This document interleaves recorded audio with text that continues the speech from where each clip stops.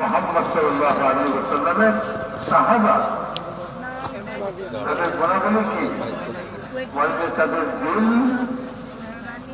পাক, সবচেয়ে বেশি পাক, কুফর থেকে পাক, শিরক থেকে পাক,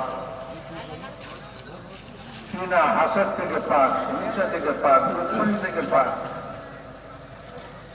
সমস্ত এই সমস্ত খারাপ গুণাবলী থেকে তাদের দিল পাক। তো পাঁচ দিলওয়ালা তারা, তাদের দিলের মধ্যে কারোর জন্য হাসাদ নাই, হিংসা নাই, কারোর জন্য আদালত নাই, শত্রুতা নাই, তাদের দিলের মধ্যে কুফর নাই, শিরক নাই, কুফর শিরক থেকে পবিত্র তাদের দিল, এবং হিংসা বিদ্বেষ থেকে তাদের দিল পবিত্র। আবার আছে কুলুবান, দিল যাদের একেবারে এরকম পাক পবিত্র।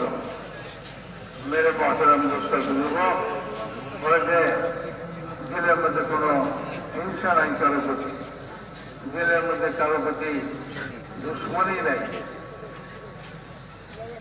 তো দুশ্মনী থেকে পাক, হিংসা থেকে পাক, শত্রুতা থেকে দিল পাক, কুফর থেকে পাক, শিরক থেকে পাক।